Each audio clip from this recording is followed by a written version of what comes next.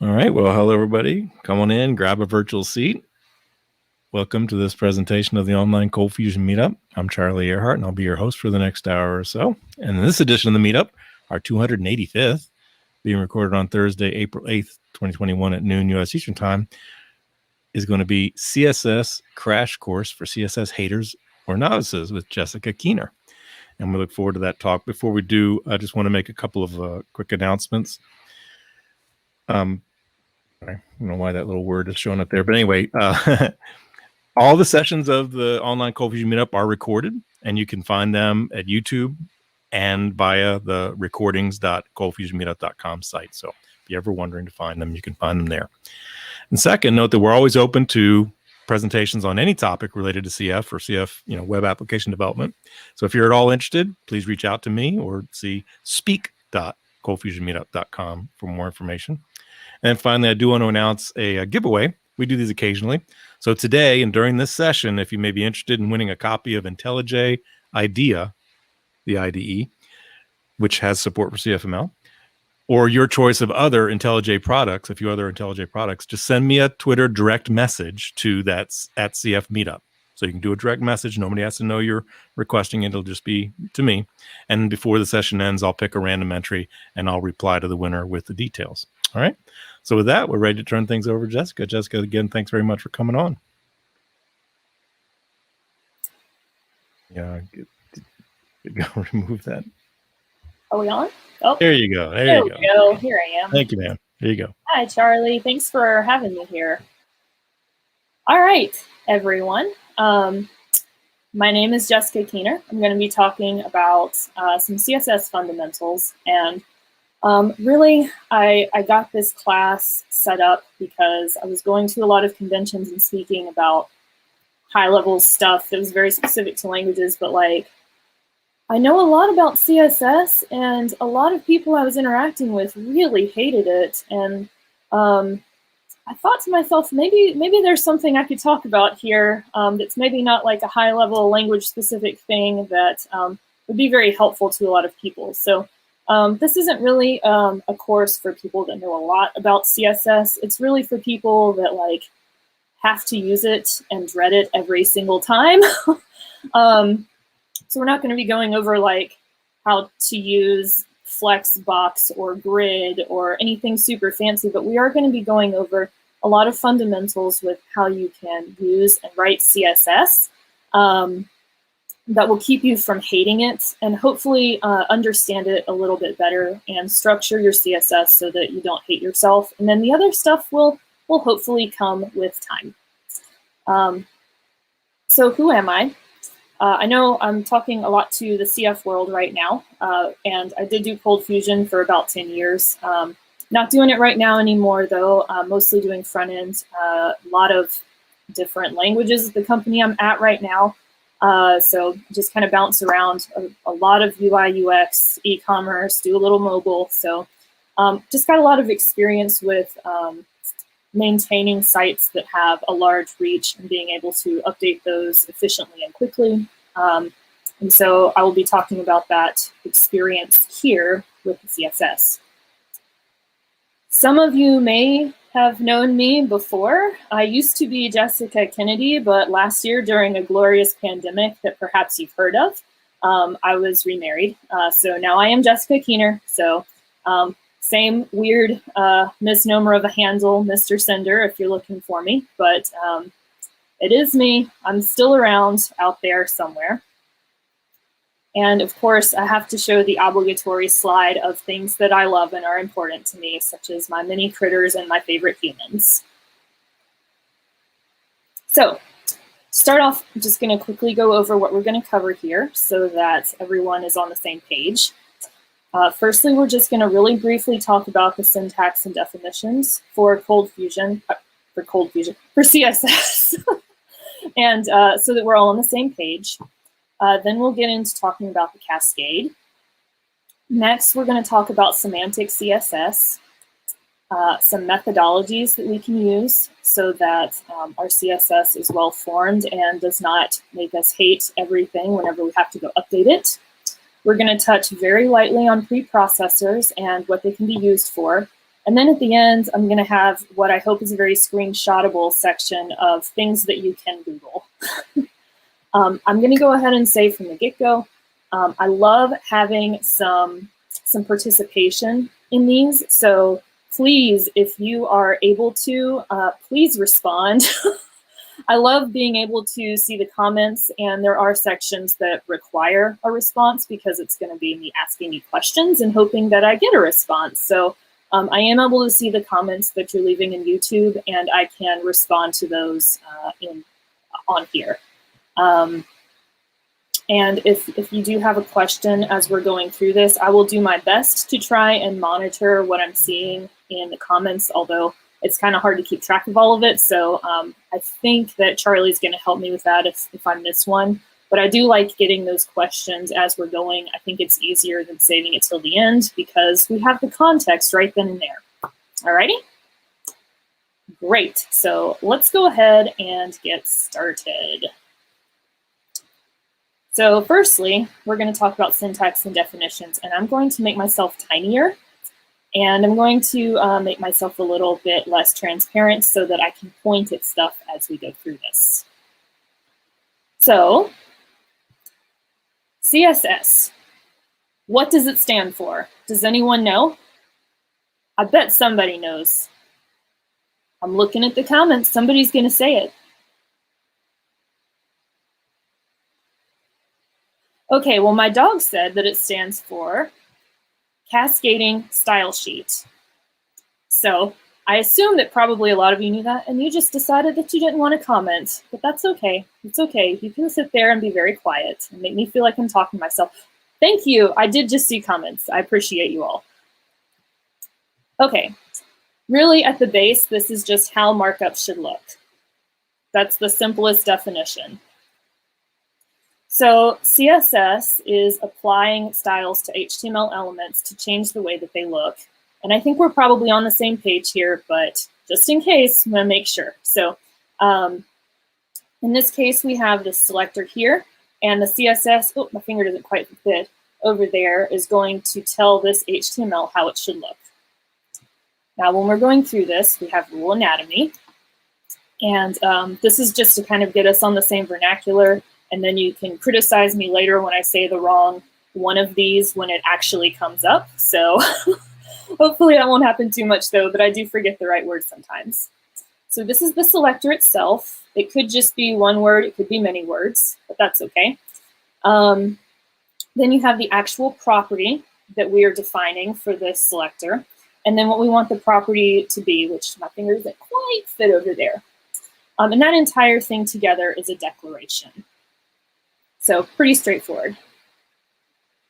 Ah, yes, okay, cool. I see that there is a bit of a lag from YouTube, so I'll try and be more patient next time. So one of the first things that trips people off when they're dealing with CSS, if they're very new to it, is this idea of a box model. And most elements in HTML fall into two categories. And yes, I know there are exceptions to this, but we are talking high level here. Most of them are going to end up being a block element, or they're going to be an inline element. And the way that I try and think of this is probably 80% of the elements are going to be block elements. And the ones that you could literally write into a paragraph and it wouldn't be weird, like a span or an anchor tag or an I tag, those are the ones that are generally going to be inline. And I'm going to talk a little bit more about what that means because saying it by itself doesn't mean a lot. So inline elements have a limited ability to style them. And like I was just saying, here are some examples of inline elements. There are fewer of them, but if you've ever tried to style a span and were like, why isn't this working? It should work. I added padding and nothing worked. It's probably because it was an inline element, because they just have less of an ability to style them. Block elements, however, you're fully able to style in all of the ways. And what that means is there's this idea of a box model, which is what we're looking at here. This is actually also available in Chrome or Firefox, Safari, any of those things to inspect. And we're going to even show you what they look like here in a second. But before I get to that, I'm just going to walk you through what you're looking at here. So in the box model, this piece right here, the blue, is the actual element if you had no styles applied. So this one is quite wide and very, very short. But then I've also added some padding around it, which goes right into, or right around the outside of my element immediately. If there's a border, that comes next. And then outside of the border, there is a margin. Outside of that, you're pretty well set. And the reason that I show you these is because it is pretty easy to get margin and padding mixed up. And a great way to remember that is to just pop open the inspector and look at it. And so we're going to do a little live coding here. Hopefully I can remember all of the things that, that we need to go over here. I think let's pop this open real quick.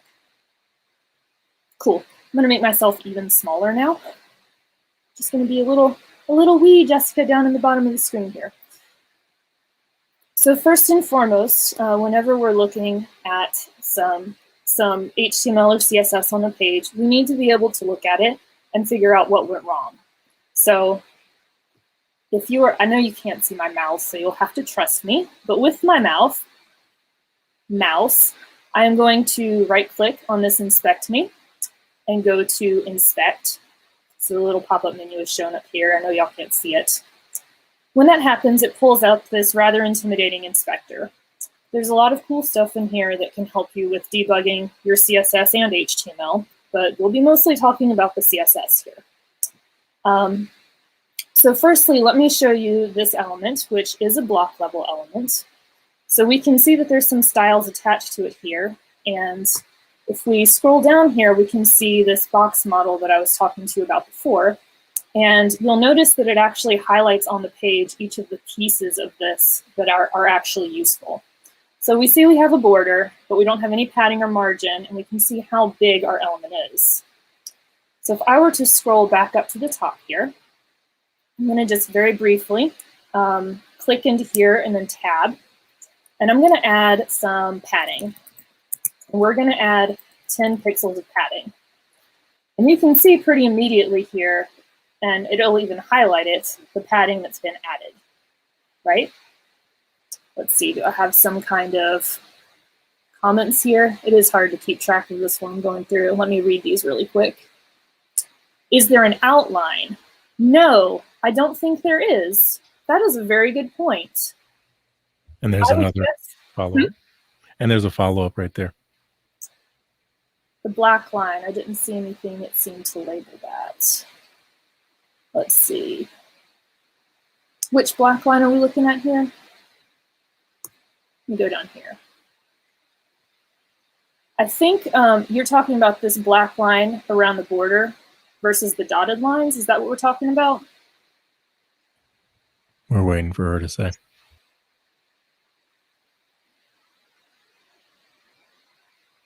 Well, I've never actually thought about it before, but if that is what you're talking about, I would imagine that, you know, this one is concrete. You definitely have this size.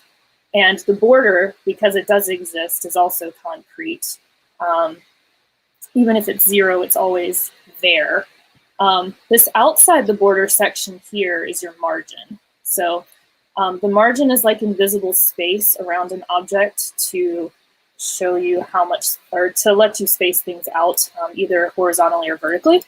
So if I add some margin here of 20 pixels, you're going to see that the box itself just kind of boots in from the side. I know, very technical phrasing here. But there you can see the margin, and it's completely invisible. We're just moving it. Okay, I think I did answer that question then. We're just moving it inward or up or down. And then it's displaying outside of the actual box. And that is, again, for spacing purposes. Whew, got too many things that are similar here. So now we can see that there's 20 pixels in margin right around the outside here. So when you're working on this, if you're like me, you hate typing in a thing and then having to update it constantly. And there are a couple of keyboard shortcuts that will, oh, actually, before I do that, let me show you what happens if we change this to an inline element so you can see what works. So I'm going to change this to a span. And you can see pretty immediately that it starts to get weird. It doesn't take up the full width of the screen. It doesn't have all of the margin or the padding around it. It really only has the stuff that it would need if it were inline in like a paragraph or something to show up correctly. So that's just a thing to keep in mind. I'm going to change this back to a div now. And I'm actually going to add some width and height onto this. So let's make the width 75 pixels and the height 80 pixels, just for funsies. Okay, so we can see right now that we have this width and height that are set. And what I was starting to go with before is, if you're like me, it can be really annoying to have to go in and be like, okay, now I want to make it 81 pixels because that wasn't right, or 83. You don't have to do that. If you are inside of any number field in Chrome, you can just use the arrow keys to boop it up and down. And you might know that already, but what I'm hoping you might not already know is if you press Option and hold Option down and then boop the keys up and down, it'll do it by points, so you can get very fine-grained control. And if you hold down the Shift key, it'll go by 10 points. So you can get a little wider control if you want that.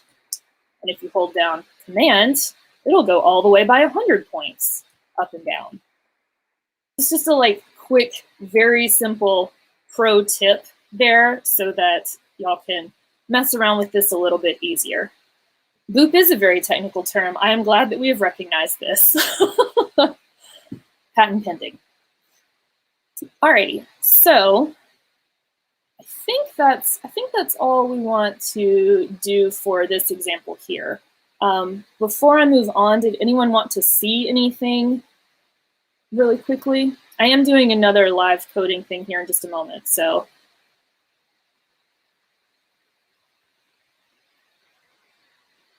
Trying to give it a second for the delay. While we wait for possible comments, let me toss in, I might have missed if you'd said this, but she's showing using the developer tools feature in the browser. I think that's Chrome you're using? Yes. Right. And for those who use Firefox or Edge Chrome or Safari or Vivaldi or Opera, they all have that now. Now, some people might say, well, come on, Charlie, that's obvious. But remember, this is a fundamentals presentation. Some people watching this may be like, what is that fascinating thing on the right side of her screen? So it's the developer tools feature within her browser, and most browsers have it. And she's looking specifically at the elements tab. Sometimes it's not obvious. You can't see those different tabs. And notice on the far right, there's a little double arrow, and that would show other ones. So if you don't see the little elements one on yours, you could pick it, and you can move them around to focus on whichever one you want. So anyway. Yep, you got it. And to be clear, I know this is very basics right now, and like you were saying, Charlie, I'm trying to hit a wide swath so we're on the same page. Probably the last half of this is going to be more for the crowd that already knows this really basic stuff but wants to know how to make their CSS not terrible. Yeah, I think that is the control button on Windows. Yes. Yeah. Yep. Yeah. Well, maybe it's. I'm pretty sure. I think you're right. Usually it's always the case. 5 years, I don't know. Yeah, it's almost always the case. And the converse is true when you see things that say control on Windows. It's the command button on a Mac. So yeah, I think you're good. Yep. All right, so that's it. Go ahead and proceed on. All righty. I just remembered. Actually, I'll go over that later. Okay. So I'm going to go back to this and pray that I have not messed something up. I haven't. Wonderful. Let me make myself a little bit bigger, though. Hopefully. There we go. A little bit bigger, a little more transparent. Excellent. So now we're going to talk about selectors, which is how the CSS knows which elements to apply rules to. And this is where it starts to get a little more complicated. So the first and most basic selector is an element selector. Probably if you've done any kind of CSS, you're familiar with this. It is literally taking whatever the element here is, an H1 in this case, and using that in the CSS to say that any H1, anywhere, at any time ever, I want it to be green. Very simple. And There's no preceding piece to that. It's just the word on the page. So if you have like custom elements, you can write that in there as well. The second one is the class selector. And this selects any element that has a specific class on it. This is a great selector to use. It's the one that I use for most things. We'll talk a little bit more about why here in a moment. But because elements can have any number of classes on them, this makes them very versatile. So you would define an attribute here, and then you would have the name of the class. And you can see over here, oh, my finger doesn't quite reach. You can see the my class selector is there. And classes are delineated with the dot. That is very important. Otherwise, it will not know that you want to have it as a class. It will think that it is an element. And the third and final one that we're going to worry about talking about today, yes, I know there are other ones, are ID selectors. These are very specific because you can only have one ID with one name on the page that is that specific ID, just like in programming. So to define an ID, you use the # or the hashtag, depending on how cool you are. And it's going to let anything with that specific ID know that it needs to be green. It should really only be one thing on your page at a time. So that part is pretty straightforward. Now we're going to talk a little bit about how we can compound these selectors to make our selectors more specific. So for example, if we want to be a little bit more specific and say that I only want classes that are on divs, so like headline classes that are only on divs, we would say that over here by doing a div.headline without a space. If there is no space in your selector, that means that you are saying everything on this one specific element I want to have this selector and do something with. So there's two ways that you could potentially select this one, and honestly probably even more than that. But I've given two examples here. You could say that any div with a headline class, see there's no space, or you could say anything with both the class of headline and the class of fancy is green. Perhaps you see a problem here. The other way that we can compound selectors is to use a parent-child relationship. So in this case, we want to say that anything inside of headline class that is an H1 should be green. And it doesn't matter how nested it is in there, just as long as it is inside there somewhere, we want it to be green. And those are delineated with a space in between the selectors. So the headline there is your class, then there's space, and then there is the H1 tag saying anything inside of this. So that is how we would delineate what the class is that we want to choose, or the elements, or even IDs that we want to choose inside of that headline. And of course, you can compound those as well. So this all sounds easy, right? But like, what do we do with this example? So if we look at this, we have an H1 that's red, but then we have another H1 that says green. So which one is it? What color is it going to be?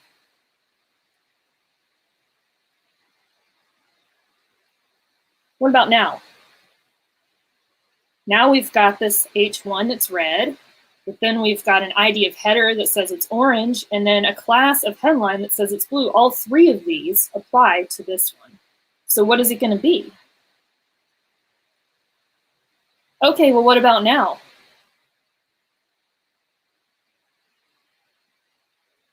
I'm just kidding. Y'all shouldn't be able to answer that just yet unless you already know what's going on. But I do appreciate everybody commenting. This is great. So this is where we enter the cascade part of cascading style sheets. And this is by and large the thing that trips most developers up when they are dealing with CSS. They don't understand why this rule over here applies, but this one doesn't, and which ones override which. And so that's what we're going to talk about here in this next section. First, I'm going to get some water so I don't die. All right. So first and foremost, oh wow, these comments are a little bit behind here. I'm very glad everyone's answering, though. This just makes my heart happy, makes me feel like I'm not talking into a void. So the first part of cascading is order. So styles that are located later override those that are loaded earlier. And I mean, honestly, you can almost think of this like a merge function in ColdFusion. I think it's ColdFusion, whatever, every language has one. So if all of these are elements and they, uh-oh, my green screen got weird there. If all of these are elements and they all have the same specificity, the last one declared is going to be the one that takes precedence. And this is also, we might want to note, this is also by the specific attribute. And of course, this is the point where I've forgotten that thing I said I was going to forget earlier. It's by this. So if we had like, I don't know, border declared in one of these, but only color on the others, the border would still be whatever we declared, just the color would be overridden. But at the end of the day, physically lower styles take precedence over the others, okay? That one's pretty understandable. Second piece is specificity. The more specific a style is, or a declaration is, the more that we're going to care about it. And that sounds easy, right? It's not easy. This is the worst part. Oh my goodness, it's so bad. So the next piece that I'm going to talk about, sorry, I got to take Sheldon away. He's distracting me. The next piece that I'm going to talk about is something that I very much wish that I had come up with, but I did not. And this is Star Wars specificity. You can Google it. There's like charts on it. It's used to teach specificity with CSS all over the place. We're going to talk about it right now.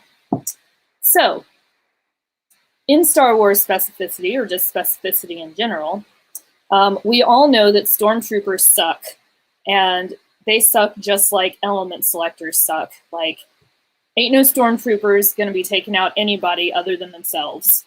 So an element selector, like a body or a section or an H1, they're all going to equal a single stormtrooper. And in this case, that selector value would be 3. Because in this specific tag, we've got 3 pieces to it. They're all elements. So we got 3 stormtroopers worth of power here with this selector, okay? The next one is the Darth Vaders, who will definitely always and forever take out all of the stormtroopers. In this specific selector we have up here, you can see there's 4 classes. And I think for this one, it's saying any element that has a class of headline and content. Look for anything with primary, and then inside of primary, anything inside of there with the class of foo. Doesn't really matter anything about that. It's just counting up each one of the classes that are in there, which is 4. Yes, my pinky finger is very bent. It is a birth defect. Anyway, there are no elements in here, so 0 is what we would have for our stormtroopers, and there's 4 Darth Vaders worth. And what this means is that anytime there is a class, period, and it's the only class, if there are other elements that are involved, the class one always takes precedence over the other, okay? Last but not least, and I know this is controversial, but the emperor is used for the IDs. And that is, and I think somebody actually said it earlier, because IDs are more specific, they do take more precedence over both classes and elements. So in this selector, we have 2 IDs in it, which is like just astounding levels of, I don't know why you would do this in real life, but if you did, then you would have a emperor level specificity of 2, and there's no classes or elements here. So anytime that a single ID shows up, no matter how many classes or elements are on it, that's the selector that's going to get picked. If there's no IDs and there's like a class and there's a bunch of elements, there's even one class, that's the selector that's going to get picked. Because the Emperor always trumps Darth Vader, who always trumps the Stormtroopers. All right? Okay, so I'm hoping now that we can do a little quiz, and it will hopefully work with YouTube, because I know these are a little bit behind on getting the questions through. So I do hope for answers here. Oh, actually, these are just examples here. So we'll talk about these before we do the actual quiz. But get ready, quiz is coming. So this is an example of a very long selector here. And we're coming up with the values of what this would actually look like. So you can see there are two elements. There's body, blah, blah, blah, and then there's the H1 over there. There's two classes, container and headline, and there's one ID of main. So that would be how you would work out what that specificity chart or whatever this is called looks like. Here's another example. It's a weird example, but that's okay. Maybe somebody had to do this. So in this case, we've got 12 elements worth of pieces in this selector, but we don't have anything else. So now comes the quiz. Which one of these is more specific? Which one would take precedence if you had these two in your CSS, regardless of order? I'll try and wait patiently.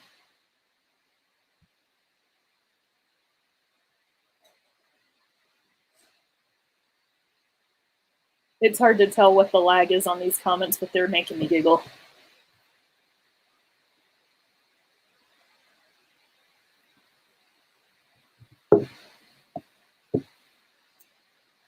All right, well, I'm not sure if anyone, oh, they came through. Good job, guys. The answer is B, because I don't care how many elements there is one class, and it is more specific than all of the elements in the world. So what about this one?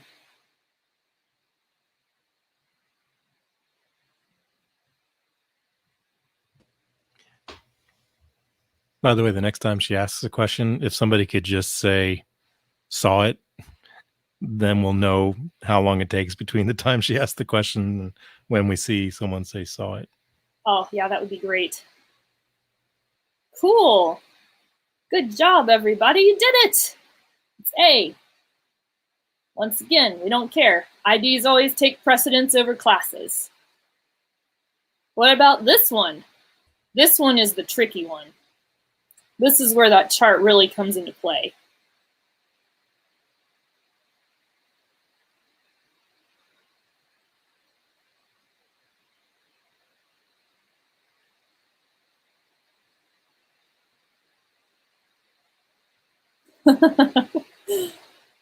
All right, cool. I see people saw it, and some people answered A. All right. And it was about 18 seconds delay. Yeah, that's a bit longer than I thought it would be, but that's okay. It's okay, we can be patient. All right, awesome, y'all. It is A. And this is one of those cases where elements actually matter because we have an identical number of IDs and classes.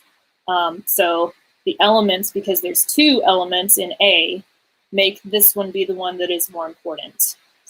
And as a note, if anybody is wondering, they don't have to be the same IDs and classes. It could be any of them. It has no cares at all as long as the numbers match up to being, 1, 1, and 2, or 1, 1, and 1. It doesn't have to be the same classes and IDs, if that makes sense. All right, so here's the last thing we're going to talk about. I bet everybody knows what these are going to be, or at least what some of them are going to be. These are the nuclear options. They're things that I don't recommend, but sometimes you just have to use them. First one is styling actual elements on the element. It logically makes sense that these would be the things that are going to take the most precedence because there is no way that anyone could misconstrue what you mean if you slap the actual style on the element. Clearly you want it to be purple, right? The reason I say not to do this is twofold. Maybe more than that. We'll see what comes out of my mouth next here. The first one is that it makes your CSS itself a little more convoluted because if you can't rely on all of the styles in your style sheet being the thing that are applied, that can be really confusing. And secondly, it's just really hard to maintain. Like nobody would want to go into this to update something when their designer's like, I don't know that I like purple anymore. I think we should change everything to green. Like, you're going to be in for a nightmare of a time. It's much easier if you just update the CSS in a couple of places, right? Now, I almost always, when I get to this question, get the question of, but when can I use this? When is it okay? What I have found for using styles that are actually in line are when those styles require some kind of dynamic activity. So like, there was a ColdFusion application that I wrote several years ago where the user got to pick the color that they wanted something to be. Well, you can't just write that into a style sheet. That could be anything. Or sometimes it would come out of a database value and you had really no control over it. Sometimes you did have some control over it, but like it was a lot of different options and it was much easier to just use JavaScript to swap those out. Those are examples of when I think it would probably be fine to use this, but if you're doing day-to-day stuff, don't do this. You'll shoot yourself later. It's an awful thing to have to deal with if you are working on any kind of CSS that in any way might have to be touched again later. And the second one, which I imagine anyone who has touched CSS has used and been like, haha, my problem is solved, is importance. Importance are basically saying, I don't care about any of your stupid specificity things. This isn't the emperor, this is like the force. Just make it be this. I don't care about all that other crap. So it will override all of the things here so that it will just be orange. I imagine a lot of you have used this because you're like, haha, my favorite thing, it's the one that always works. Okay, you're right, it does work. It creates a maintenance nightmare though. And if anybody ever at any point needs to override anything else for that, they're going to have to use an important also, because importance just kind of start over the whole chain of cascading. So it is a rare day that I have to use important tags. Almost always the problem can be solved by being a little bit more specific with your CSS. So it's not a thing that I recommend using. If you're having to do it, probably have some other problems. I don't even know that it's worth going into why you would use this right now, because I think that if you're not a CSS person that does this all the time, you're probably never going to know about or care about any of this stuff. So yeah, it's not a thing to use very often. So now we're going to talk about semantics.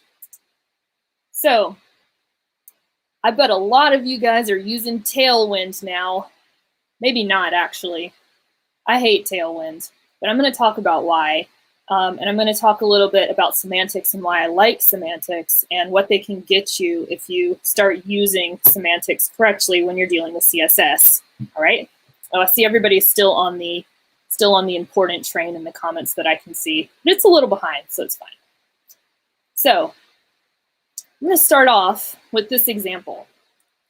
Let's say in real life, you had this container of toys. Do you think that to get something out of this box and know what was in it before you open it, you would label it something like big or box or white or, God forbid, 40 inches? No. You would label it toys because that's what's in the box. Nobody would label it based on what it looks like because that's crazy. All right?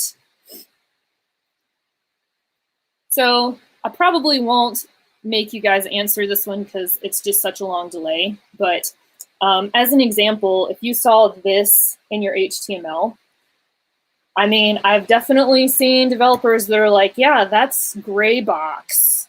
It's big gray box, but like, probably we should be naming this something like quote or block quote or quotes by Phil Carlton. Who knows, right? So I'm going to now show you a beautiful piece of CSS that was pulled off of an actual live server at my company. God bless them. And this is a great example of why you should not use non-semantic CSS. think I'm going to have to actually scroll on here. So we have some classes like float right. Oh, dang, you can't see my mouse. Or float left. We're doing okay. Like, not great, describing what it looks like, not what it is. But then you get to like %20 width 25%. Or I think there's another real good one in here. Yeah, height 40 pixels, height 55 pixels. This is great. So this happens because, and Mark, it wasn't Mark probably, don't worry. So a lot of times this happens for very legitimate reasons. If you start writing CSS like this, and you have a sprawling application that has all these in here, at some point, somebody is going to be like, I just don't know that there's enough space there. Don't you think we should add just a little bit of space on that? And you as a developer are like, yeah, totes, that won't be a problem. I can just go through 400 pages and update height %width 20 to 25. And you're not going to do that. You're just going to go and change this one style, and then it's a complete misnomer for anyone else ever using it. And you just have to magically remember that it's a 25% width. Okay? So this is a great example of why I dislike using CSS that's, I think it's declarative. I can't remember what the term is for it. But I don't like it a lot. I know for those of you that are into tailwind, we'll talk about that here in a second. Let me just get through this part. Yeah, so end of the day, name the CSS what it is, not what it looks like. So for tailwind, because it's a known CSS library, it's unlikely to have the problems that I just showed you right there. I would personally not use it still because it just makes my soul crushed. I'm much faster at writing CSS and writing code in a way that is going to be able to only update the CSS, and the HTML is not going to have to be touched if like a design change or something comes through. I know that's not the case for the applications that everyone is working on, but for almost all of mine, if I am working on an application, the chances that a designer comes in and says, you know, I just think that I would like to have this a little bigger. I want it to be green or something like that. Those odds are very high. And writing semantic CSS is going to save you so much work on those projects in the long run. Because at that time, you only update the CSS and you only update it once in one place. And then it propagates out to all of your application. And you have a very clear and easy way to update all of that stuff without having to tediously go through and update both your styles and your and also your CSS a lot of times too. Sorry, your HTML and your CSS as well. So it's kind of like updating one place instead of two. I can give a pretty good example of a way that we used semantic CSS in an application where this happened. The company I work for right now has got like a theme that is used internally for all of their business clients. And in the 5 years that I have been there, it has been updated 5 times significantly. And this is being used by hundreds and hundreds of pages in hundreds of repos. And because we started off naming things very semantically and carefully, when those updates happened, almost all of them were like, we just changed the link to the CSS and everything's fine. We had to make a couple of adjustments, but it took very little time versus there were a couple of teams that decided to like do their own thing and they still are not caught up. So at the end of the day, the conclusion is if you're writing something with a high likelihood of having changes from a design team, probably go semantic. If you're writing your own project or you're writing some crappy tool that like you just need a UI on it and you know it's not going to ever get touched again, do whatever you want. Tailwind is just fine if you're doing something like that. And it certainly is a small library. I'll definitely give it that. But it just depends on the tool that you need. All right. I don't know what everybody's talking about over here, but that's fine. I'm sure it's about how much you love semantic CSS now. All right, so now we're going to talk about CSS methodologies. This is something I'm really passionate about because it takes the intimidating task of naming things well and correctly and in an easy to deal with way kind of out of your hands and makes it a little more programmery, for lack of a better term. Let me grab some more water. Ooh, it's taking a little longer than I thought it would today. Let's see. So for any of you that have done traditional CSS development, you know there are a lot of problems. Specificity issues are right at the top. That's anytime you've ever thought, man, I needed to use an important tag there and I don't know why, or you just had to make a really long chain of selectors to make something be more specific.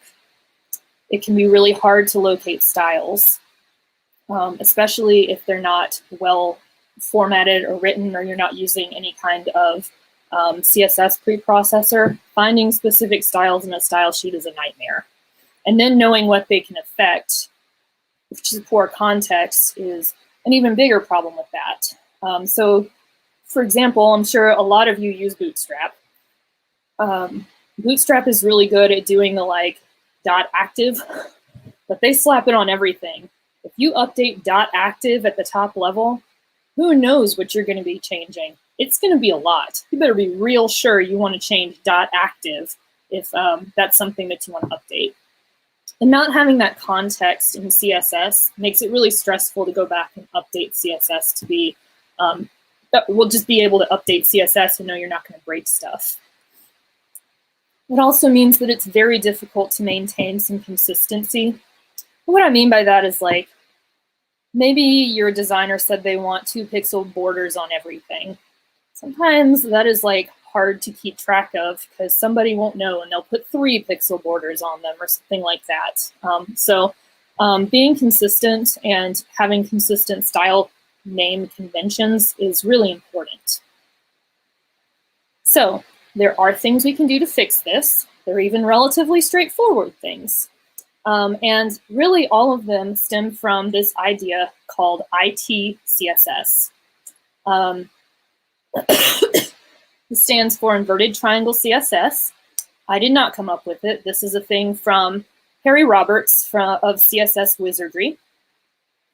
And it is generally speaking about the idea that when you're writing CSS and you look at your style sheet, you actually open up the rendered style sheet, a lot of CSS on the specificity scale looks like this. Like maybe you start off with some really vague elements and then you add some classes and then you got like some IDs up here and then you've got a lot of classes and IDs and maybe it goes back down to elements and so on and so forth. But basically, if you turned that CSS on its side and looked at it, it would just do this number going all the way across for specificity. And what he is arguing for is to keep the specificity as low as humanly possible. So your CSS, when it's rendered, would look something like this, where you have the very, very basic elements at the beginning, and then you get more specific as you go down the page. And this is great because it means that you can take advantage of the actual cascade of, the actual cascade of CSS instead of just using specificity. Ooh, my throat's going. So at a high level, and we'll talk about how to do this in just a second, you're going to want to structure your CSS to support this by first putting your elements, and I don't know why I left this in here, but vertical rhythm selectors are for defining at a very high level how you want the spacing as you vertically scroll down the page to go. I wouldn't worry too much about this. I need to pull it out. Then all of your general classes for defining all of the styles on your site, which is going to be like 80% of your code is there. And then if there are any specific style overrides from those general classes, that would come next. That could be something as simple as like I don't know, your headlines in your header file need to be more specific because they look a little different. And then last but not least, if you have any overrides that are usually for media queries, those would come last because they're only going to show up for specific media queries. Why put them in with the whole style sheet? So the way that we can accomplish this in a straightforward way and in a way that I think really plays well with the way most programmers think is a methodology called BEM. And that stands for block, element, modifier. And this solves a lot of problems with CSS. It fixes specificity, it fixes the problems of like poor context, and it makes your CSS very consistent and easy to understand. And again, it's kind of programmery, so it kind of works.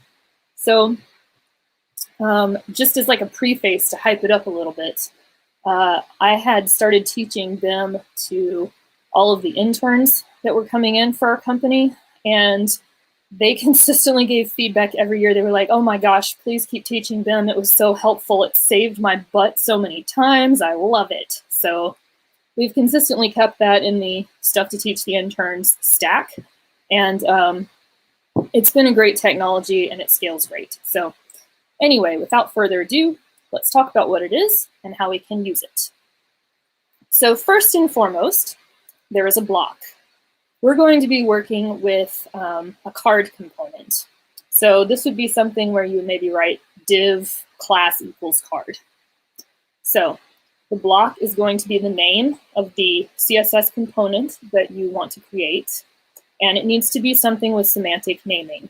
So card kind of fits the bill. Then we have a list of elements that appear inside of that card.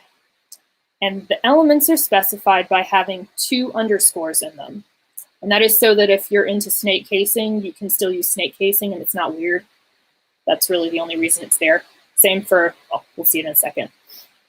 But what we do here, and think of this almost like a structure. If card is your main structure, there are nodes inside of the card to explain what those are. That would be the title and the content inside of the card, for example. So to delineate those, we just put the name of the block, in this case card, and then an underscore underscore and the name of the element inside of that block. All right. Last but not least are modifiers. This one throws people a little bit, but it's not that bad. Essentially, whenever you are creating a block or an element, you always want to define whatever the default thing is that everybody's going to use the most first. But then if you have like an offshoot of that you need for a specific scenario, you might want to change that a little bit. And you would do that with a modifier. So that is taking the original block or element and saying, okay, well, this is a card title, but I want you to show the danger version of it because I'm using this card to tell my users that they have a problem with their account. But most of my cards are just boring old cards that show boring old stuff. So this would then come last in your list of specificity if you were reading down a page. So really, that is the baseline for BEM. Everything else kind of goes from there. So let's talk about how that would actually look in a real example. All right, so right here, I've marked up a very simple card. You can see we've got the card itself, which has always got that class there. And then you can see that we've got an H1, H2, H3, whatever. So this is also great for accessibility right here. That is a title. And you can see that we've added another class to say that this is a title that is light, whatever that means. Now that I think about it, that's not a very semantic name, is it? Doesn't matter. So now we see, just from looking at this HTML, we know exactly what this is going to look like. And then we also have this content here. So the great thing about this is the HTML is telling a really clear story of what we should expect. And if you look at the CSS, which we'll do right now, you can read through this and you know exactly what is happening with this. You know that there is a card. You know the card has a title. You know that optionally the card could have a light theme. You know that there's content, and you know that the card sometimes does a danger thing, and it is very easy to read and understand. You'll note as well that every single one of these classes is one single class, and we are using the fact that this is cascading down the page to override stuff. So CardTitle, which is the element, might be the second thing in the list, but CardTitle light is overriding that background color, which is darker, to a lighter color. So we've only achieved this using the cascade and not using any of the like specificity stuff that bites us in the butt every time. That's a really big deal. It makes your CSS so much easier to understand and read and reason about. And it's also great for, nope, lost my train of thought there. Well, I'm sure I'll get it back here in just a second. Anyway, let's talk a little more specifically about what the benefits of BIM are here, if we haven't already done it. I think we probably have for most of it. First and foremost, it's avoiding nesting. So we only have that one class going straight down the page for pretty much the entire style sheet. Single class, there's no elements on it, there's no multiple classes, and it also sets you up so that if you're a developer who is pulling in these styles to use in a project, it makes it really easy to override, and it gives you a frame for which to override things. So you could say card dashboard 2 styles, and you would see, oh, there's a modifier on this card. I know that I can modify it, and I know that whatever I put in here is going to work because card only has one class on it and my styles have come below it. So I know that it's going to be effective. It gives you a very clear picture of what your CSS and your HTML are doing. Just like I was showing you before, it's really obvious that you can see that like these styles belong in a card. They're not just some random thing that showed up. These styles are clearly elements inside of a card, and these ones have modifiers on them. That story reads straight through in both CSS and the HTML, makes it very easy to understand what's going on opening either one of those. It also draws a very clear line around all of the components. You have a very good idea of exactly what all of those components are doing and what's going to change if you update them. So I have complete confidence if I want to update how all of the cards work for all of our systems, I can mess around in that, and as long as I keep all of those same class names the same, I know that it's going to work. And the pieces that aren't going to work are going to be serious one-offs, and they're going to be pretty easy to find. This is super powerful for anyone who has had to go back and change stuff or add new CSS. You know how horrible and tedious it can be to try and update something and make sure you don't break anything else. And this completely eliminates that. It also keeps you from being locked into specific elements for styling. And what I mean by that is, let's say that you have an anchor tag and you want that anchor tag to look like a button. There is no reason that it can't look like a button because you just put your button class on it and it should look like a button. Or if any of you are into accessibility, and goodness knows I hope you all are, you know full well that heading tags need to cascade in order down the page. So a heading 1, 2, 3, and 4. But if you know you have ever had a designer look at anything, that doesn't always work. If you have all of your styles on the actual elements, sometimes you need a heading 1 and then you need a heading 4, and then you've got a conundrum. But if you're using only classes, you can put whatever heading you want on there and you can style it with your CSS just like intended, and then everything is happy. Whoop, my green screen got weird there. It also scales marvelously. I've used BIM for really small projects, like I have a little crappy personal site out there somewhere. It immediately works, no problem. I've also used this on massive sites serving hundreds of thousands of people, and I've never had a problem with it. It's really, really good for scaling for any size. All right, well, before we move on to preprocessors, did anyone have questions about them? And I think I need to haul butt because I'm... Yeah, I was just about to comment. We're at the top of the hour.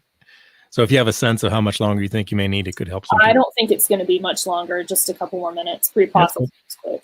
Yeah, no problem. Thank you. All right. I will go into preprocessors very quickly then, and we can come back with questions later because I've gone over a little bit, which I was not expecting. All right. So preprocessors let you write CSS more like real code. If you've never used them before, they're great.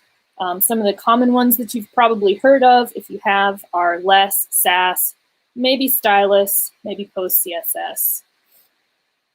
And what these can do for you is really essentially just simplify your CSS writing and keep you from like having to repeat yourself a lot.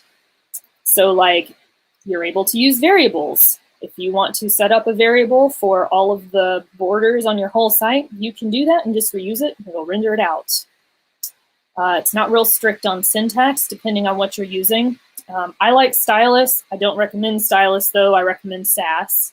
But stylus has no cares to give about any of your syntax. So you can also nest selectors, which is great. So if you see here on this one side, you've got your child class, which is actually nested in parent. That actually comes out to the correctly rendered CSS over here. All right, you can also do auto prefixing. This is something you can add in right now with post CSS, even if you don't use anything else, and I would highly recommend it. It does things like add all of the vendor prefixes that no one can remember and everyone hates for forever into your CSS for you so that you don't have to remember them. You just write the CSS normally, and it pumps out all of this crap over here that you don't ever have to remember again. And more. I just didn't want to talk about all of it because it's a lot. All right. If you are using these, don't forget to include source maps, and we can also talk about what that is here in a second. Normally I do a live coding thing here, but I'm going to skip this right now, and then if we have time, we can come back and do it a little bit later. And I'll just talk a little bit more about like selectors and using them and stuff like that. So this is the part where you might want to screenshot. These are a few things you might want to do more reading on. There are several methodologies here that I didn't cover that I use pretty regularly. SMAX is, which is how this first one up here is pronounced, generally just tells you how to structure CSS in a way that is going to make stuff easy to find and kind of, I don't know, it kind of puts a frame around how to set up CSS, and it does a great job of that. It's really mostly for large-scale projects, but it's great. Namespacing is kind of how it sounds. Object-oriented CSS will kind of allow object-oriented practices that you might be used to in your day-to-day to come into CSS. And I'm sure we've all heard of mobile first, which is the idea of just writing your CSS for mobile and then scaling up to desktop. Here's some other things to Google. I'm going to let you take a screenshot, and then I'm going to move on because there's no point in me going through these right now. All righty, and that's all I have for you. I think I can go back and do another live coding here in just a second, but if there's any questions, I'd like to get to those pretty quickly here because I know I'm just a little bit over. And then the people that need to leave can, and I can go back and do the live coding if we have time. That's cool. So I was paying attention to the drawing for some of the time, and so I don't know which questions are outstanding that you didn't enter. I think it's just the last couple, and maybe you already got to them. I actually can't read the last question because there's a giant help bubble over it, which is kind of a downside. That's weird. Do you mean advantages? Okay, I can pop that one up on the screen. Okay. What are the advantages of CardTitle -- highlight over CardTitle .highlight? All right, so this is a good question. Largely, it is to keep single level specificity intact. So if you do the dot highlight, you've opened yourself up to two things. The first is that you now have a more specific style. Instead of having one class, you have two. But the other problem is highlight could be something that is applied to any element anywhere for any reason whatsoever. And you don't know what happens if somebody decides, you know, to YOLO themselves and just slap highlight in somewhere and has no idea what they're doing and ruins all your styles. By putting it as a part of CardTitle -- highlight, you would have to be very specifically saying, nope, I want to override the highlights for CardTitle only, which is kind of what you want. So you don't have any of those like side effect-y problems. Does that answer your question?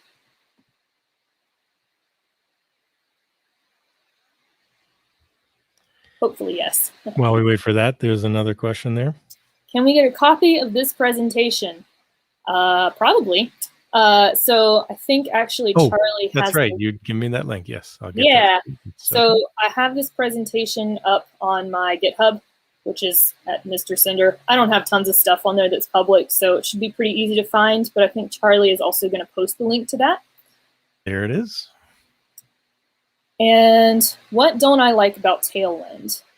So largely what I don't like about Tailwind is that it is declarative. So if there is ever a change that needs to be made to the layout or the structure of a page, instead of being able to go into just the CSS and update that, I have to go into the HTML as well and mess around with it. Sometimes that's okay because you know you're going to have to do that anyway. But for most of the stuff that I'm working on, it's largely like I am handing you a set of components and you should be able to figure out 80% of it and maybe add like 20% CSS on top of that to style things the way that you need them. So I don't like that. I don't like how declarative Tailwind is. And I've found that even with Bootstrap, even people that know Bootstrap okay, unless you really, really know it well, it is so easy to mess up and screw up the, oh my goodness, the responsiveness. You just have to really know what you're doing with it. But yeah, largely my beef with Tailwind is it's very declarative, and I don't like going and updating HTML in a gajillion places when I could just use semantic CSS and update it in one place and have a very good idea that what I'm doing is going to work.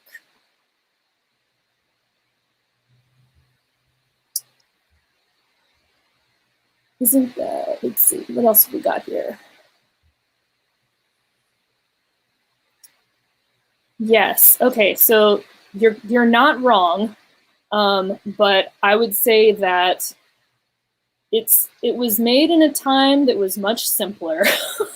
And as a result, it has been very challenging to make very good web pages that still work on that technology. So it is a lot easier to be able to know for sure what you are updating and doing than not. I mean, you know, if you're doing your own project and you have a very clear idea of what you're doing, sure, go for it. But I found 9 times out of 10, if I slap dot highlight on something, to go back to your example, I'm still like going through all of my entire site and going, okay, where did I use highlight? Oh God, I hope I didn't use it somewhere that's coming in from a database or something. So it really is just kind of trying to save us from ourselves and use the good parts of CSS, like being able to rely on the cascade only instead of the specificity, and being able to know for sure what we are doing is not going to affect something. I have this feeling that CSS, it was well thought out and well done, but I think it's grown quite a lot since it was conceived, and we're still kind of stuck on that technology. So I think this is just a way to get around it and make it work better for us. You got anything else? I don't think there's any. If anybody has any questions that didn't get asked, go ahead and ask them again to save her having to look back and try to find it. And if we have time, I can go through and do the like second little live demo thing. And I'm fine with that if you want to go ahead and do that, and we can wait for the questions to come in. And others, if you got to go ahead and say your comments before you go if you need to, and Yep. she'll take a We've look when you covered the meat and potatoes here, so.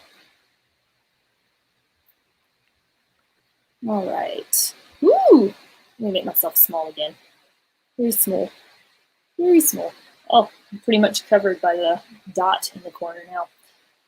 Okay.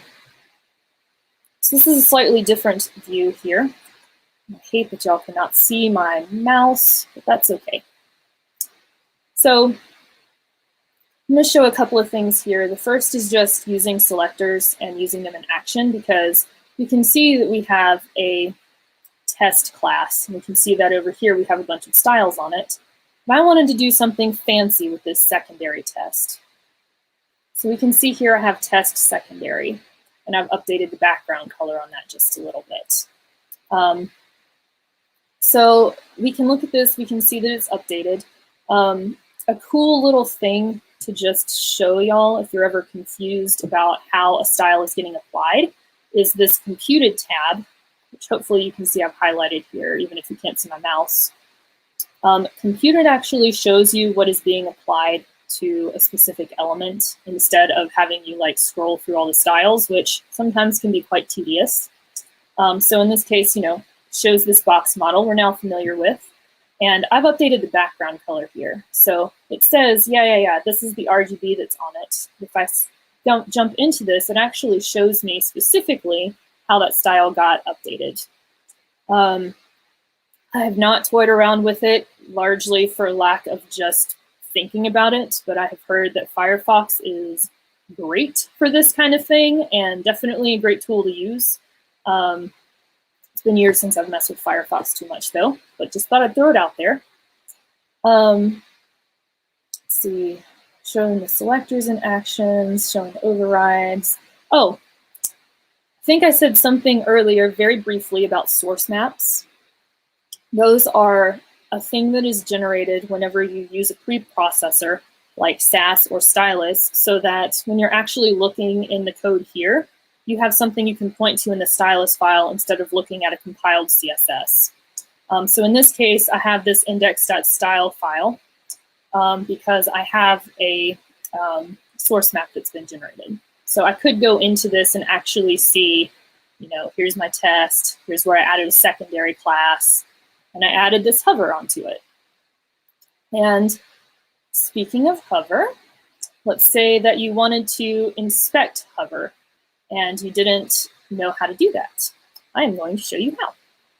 So on the element that you want to look at a hover or another state, you can actually see this toggle element state here.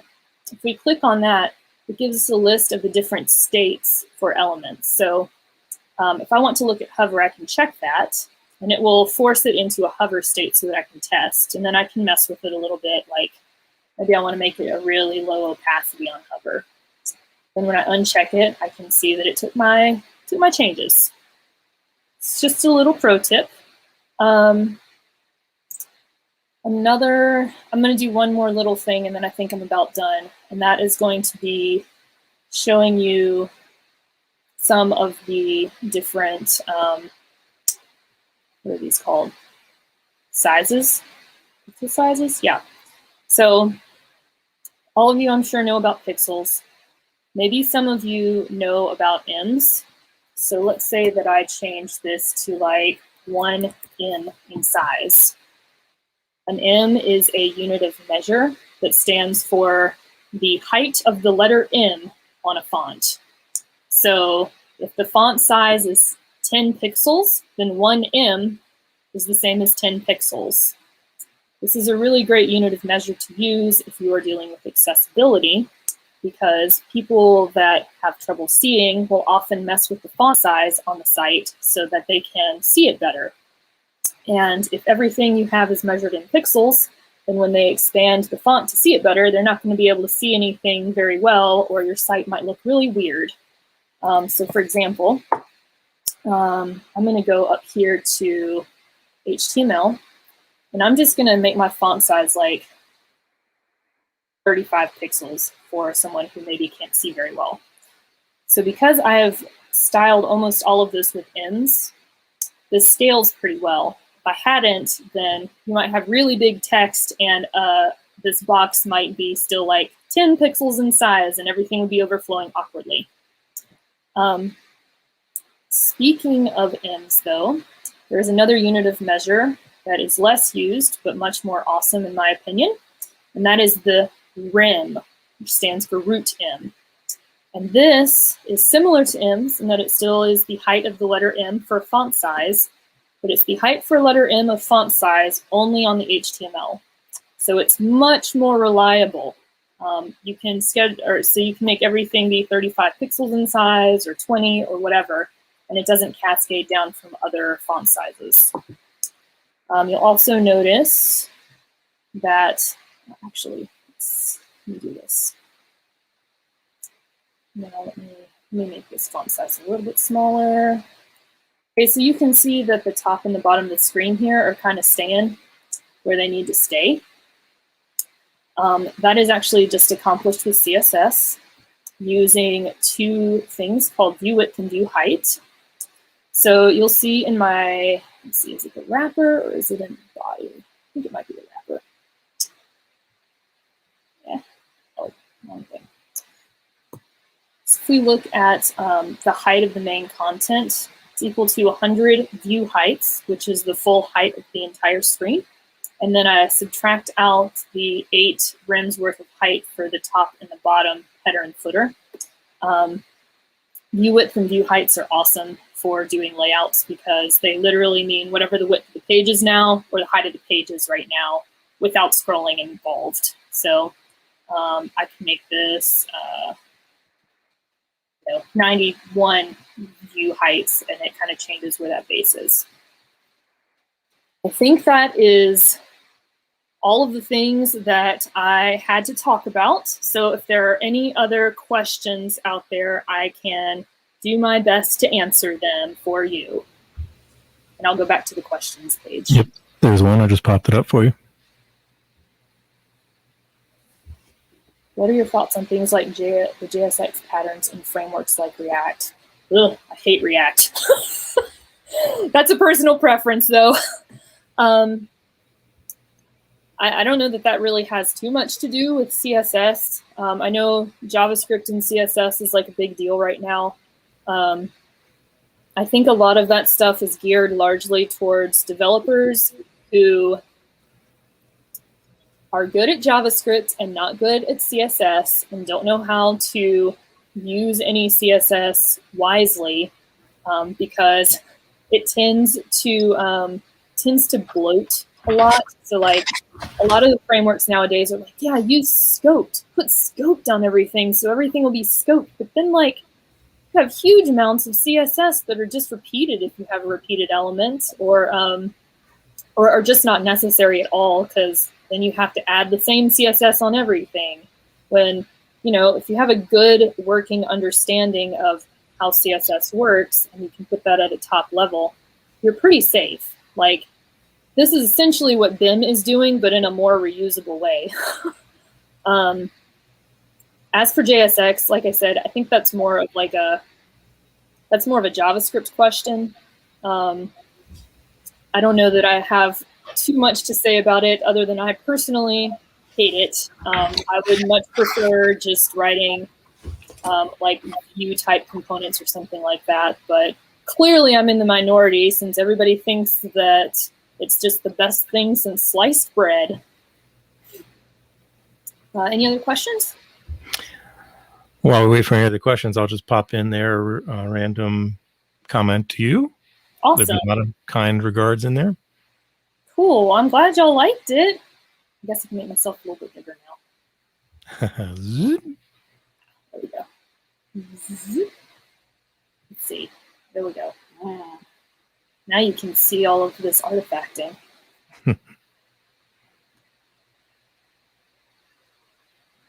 So it looks like that may be it.